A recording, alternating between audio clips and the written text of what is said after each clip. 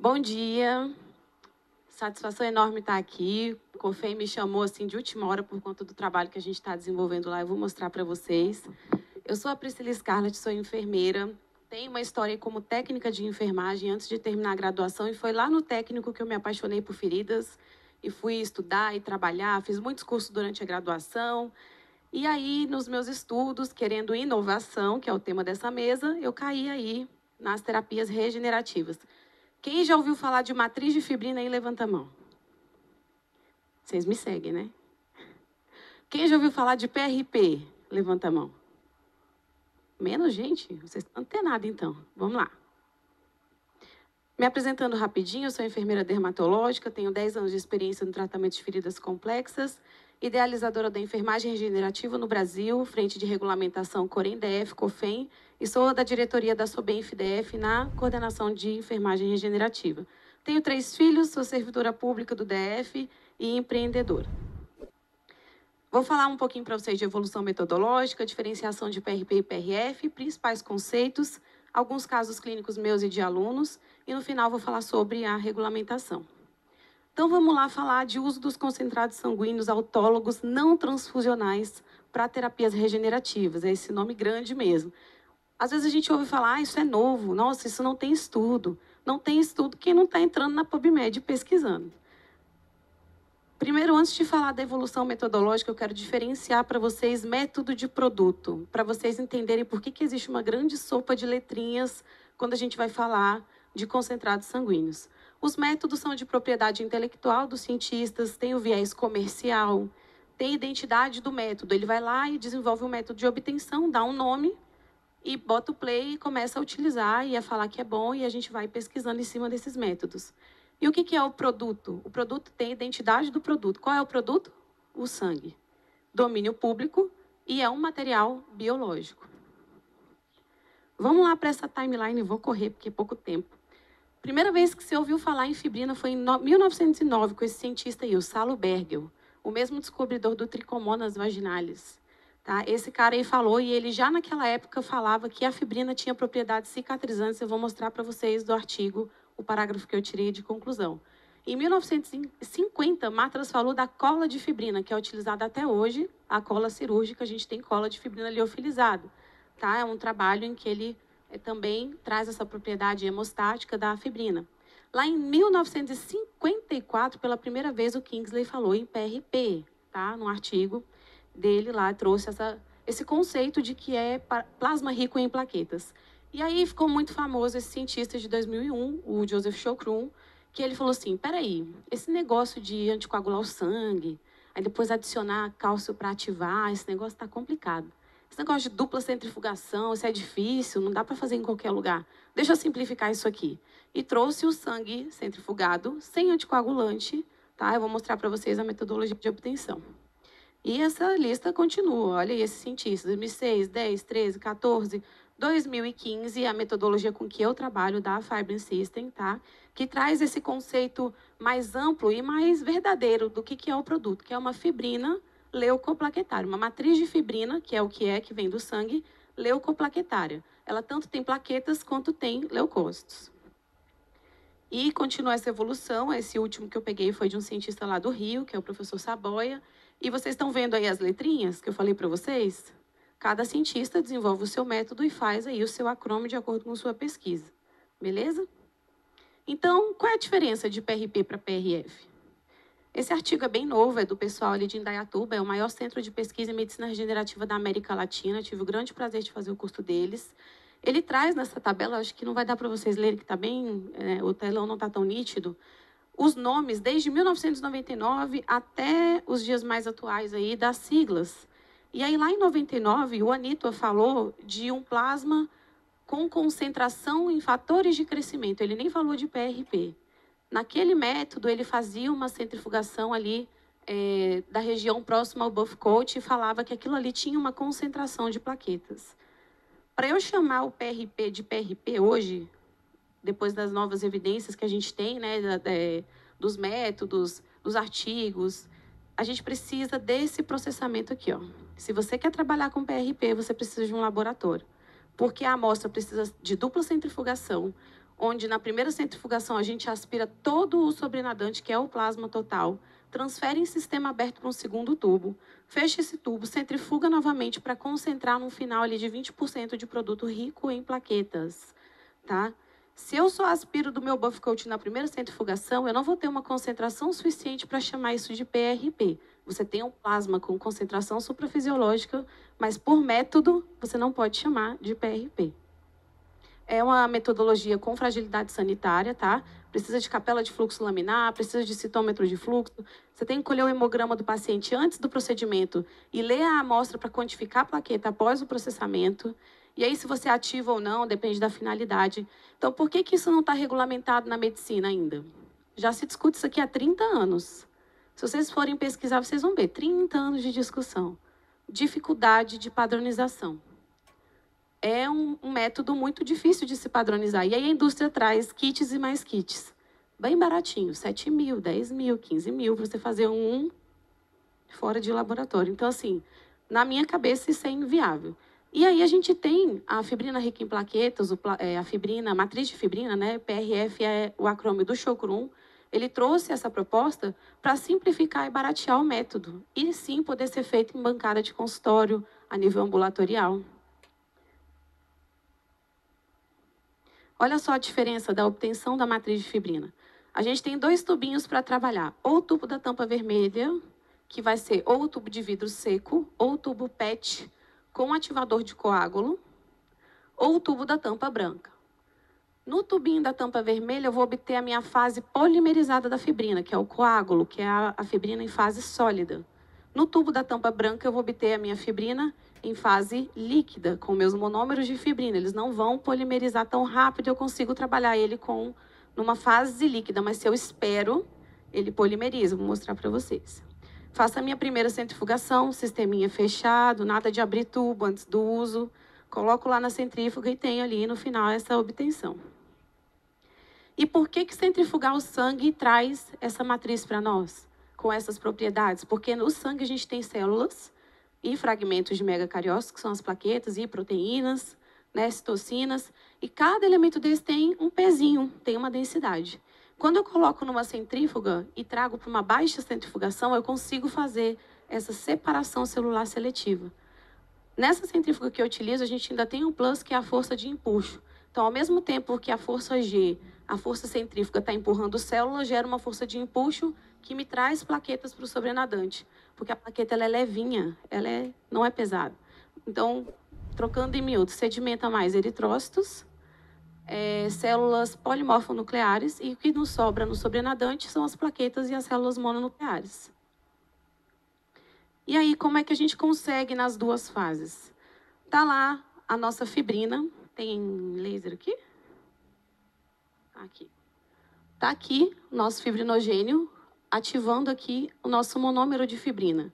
Aqui, no tubo líquido, é isso aqui que eu tenho, ó, monômeros de fibrina. Se eu coloco num tubo com ativador, essa polimerização já vai acontecendo instantaneamente no tubo e ele sai assim, um coágulo de fibrina. Se eu deixo esse tubo parado, essa polimerização vai acontecer de forma mais lenta, mas ela vai acontecer, certo? E quando eu coloco o meu ortobiológico lá na lesão, por que a gente tem um prazo aí de deixar mais ou menos de 7 a 14 dias? Depende muito do objetivo, da lesão, de qual fase você vai usar, de exudação, de tudo, porque tratar a ferida não é receita de bolo, né? Então, a gente não tem uma receita de bolo. Deixa 2 dias, deixa 3, depende da sua avaliação. A maior tecnologia que a gente tem no tratamento de feridas é o quê? O especialista. Então, aqui, mais ou menos de 7 a 14 dias, a gente tem uma enzima plasmina que vai fazer a degradação dessa fibrina. Ela sofre fibrinólise e, ao mesmo tempo que ela entra nesse processo de fibrinólise, ela vai sendo substituída, pelo tecido neoformado, que são os tecidos que a gente quer regenerar, que a gente está falando de regeneração. Olha o que o Bergel falou em 1909. Cara visionário, né? Mais de 100 anos, ó, falando para nós que a fibrina era um agente protetor, cicatrizante, propriedades leucotáticas, hiperêmicas, fermentativas, granuladoras, formadora de tecido conjuntivo e bacteriostática. A gente vê isso aqui na prática. Uma das primeiras coisas que o paciente relata para nós é que ele não sente dor. Ele fala, nossa, minha dor melhorou, porque essa matriz tem essa propriedade de fazer modulação da inflamação. Então, vamos conceituar o que é a nossa matriz de fibrina. É um concentrado sanguíneo autólogo, obtido por processamento mínimo, sem armazenamento e transporte, então não entra na lei do sangue, tá? Porque a gente não vai armazenar nem transportar isso. O uso é imediato e exclusivamente autólogo, tá? E ela é muito além do rico em. O meu trabalho junto aos conselhos aí, junto ao professor Rinaldo que está aqui, é conscientizar a enfermagem do que nós estamos falando. Sempre que se fala de sangue, é PRP. Não, a gente não trabalha com PRP. Aqui é uma imagem microscópica, não sei se vocês vão conseguir ver aí. Nós temos aí espraiadas na nossa matriz de fibrina plaquetas e células mononucleares. Aqui é um linfócito, a superfície dele é granuladinha assim, porque ele está ativado, tá? Então, quando a gente vai lá na lâmina e observa, a gente tem uma matriz leucoplaquetária. E o conceito mais bonito que eu acho dessa tecnologia, que é um contínuo histogênico, é um enxerto autólogo temporário substitutivo. Vai atuar em codependência com os tecidos adjacentes. Condicionamento do leito receptor para produzir a melhor resposta terapêutica é fundamental. Então, a gente tem que trabalhar com gerenciamento, porque a matriz de fibrina não é o alecrim dourado que vai cicatrizar a ferida do seu paciente se você não souber gerenciar.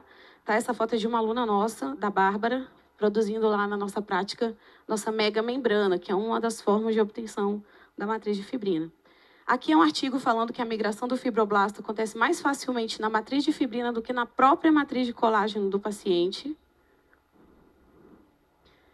Aqui, não sei se vai dar tempo, eu tentar correr, é a nossa plaqueta, que ela é em muitos trabalhos dita como a protagonista, mas eu vou mostrar uma tabela para vocês observarem que não são só plaquetas que degranulam fatores de crescimento, tá? Essa é a nossa célula. Aqui ela está na forma inativada, não é célula, perdão, fragmento de megacariócito, produzida lá na medula óssea.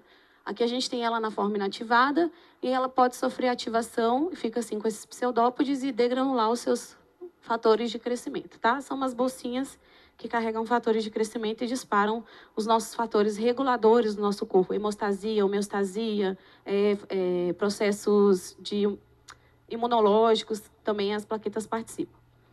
Os fatores de crescimento, tem mais de 50, já ouvi falar, são 7. Não, não são 7. Tem uns principais, mas os fatores de crescimento são mais de 50. E temos aí uns principais. São proteínas que estimulam, controlam a migração, proliferação e diferenciação celular. Será que elas são importantes na regeneração? E aqui eu trouxe uma tabelinha para vocês, rapidinho, dos principais, tá? Insulínico, endotélio vascular, fibroblástico, epidérmico, transformador, derivados de plaquetas. Olha aqui como não é só plaqueta que libera fator de crescimento, ó. Células mesenquimais, macrófagos, mastócitos, fibroblastos, tá? Os leucócitos, em especial, eu quero falar dos leucócitos mononucleares, que são os que a gente consegue enriquecer aqui na nossa matriz. Esse cara, ele faz só tudo isso. Desbridamento, angiogênese, síntese de matriz, modulação aqui, ó, antimicrobiana, ativação celular e olha aí os fatores de crescimento presentes, tá? Nesses processos que os nossos macrófagos também disparam. E aí, na matriz, a gente consegue uma quantidade de fator de crescimento muito bacana e a gente consegue trazer esse cara aqui para o leito. Ele faz modulação da inflamação, supressão imune e reparação tecidual. Tá? Esse artigo é um artigo também que fala da participação das linfocinas secretadas pelos linfócitos num papel importante em ação parácrina de macrófagos e síntese de fibroblastos.